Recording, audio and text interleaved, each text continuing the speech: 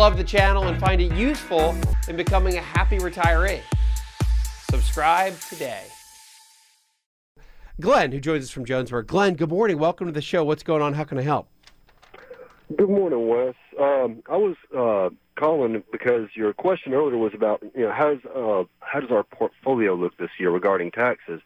And last year, about June, I discovered, the cryptocurrencies were still around because I'd heard about them years ago.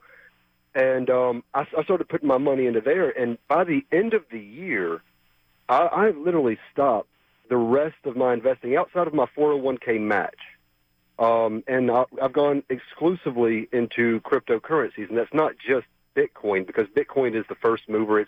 It's the big one. It's the grandfather. It's the grandfather. Yeah. So you probably own some Ethereum and some XRP and some Litecoin. So you no XRP. That's a scam, in my opinion. Okay. But, I mean, all of these things take a lot of research, and yes, Ethereum, Litecoin, and there's thousands of them out there. And it seems like whenever the large movers start to slow down, consolidate, and even correct a little bit, then a lot of these smaller cap cryptocurrencies that will, I truly believe, change the world in the future with decentralized exchanges and markets, they go up.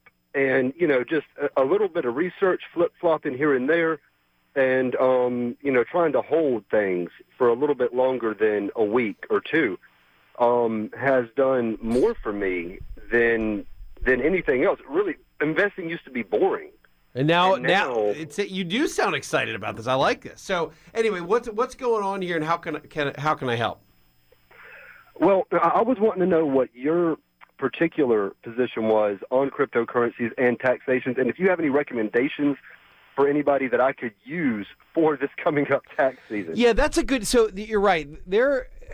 It's been I would say, kind of a gray area on taxation, right? So you've got the IRS in 2014 did issue guidance and said that cryptocurrencies, Bitcoin, is a capital asset, meaning that just like a stock, you buy it, you exchange it for something else, or you effectively sell it, then you should have to pay capital gain taxes on it. That's the guidance the IRS said in 2014. However, as you probably know, Glenn, because you've been dealing with these cryptocurrencies, I've heard many investors in these have used the 1031 rules to say like-kind exchange. So that you're trying to avoid taxes as you go from one currency to the other. I believe that's kind of been a gray area.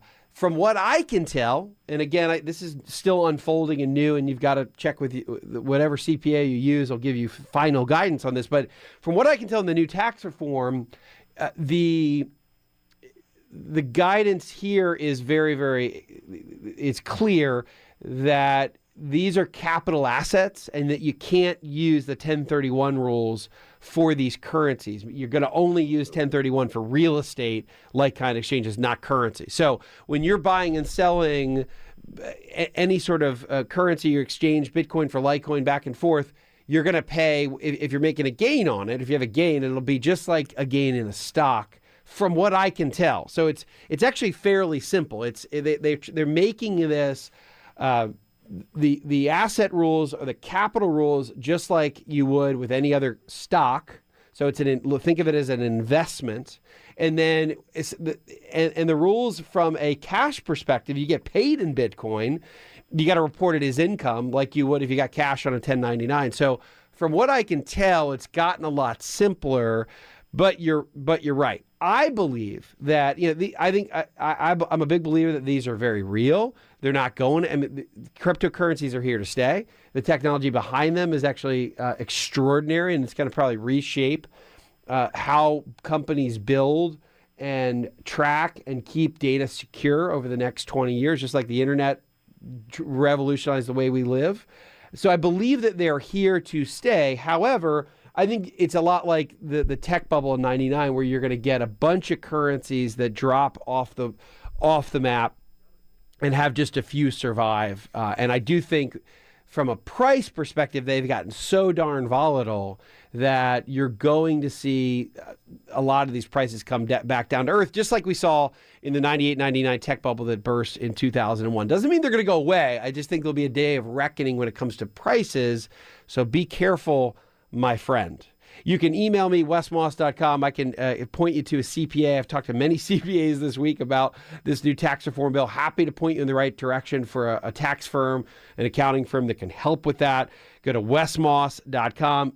Upper right-hand corner, those emails come straight to me and the Money Matters team.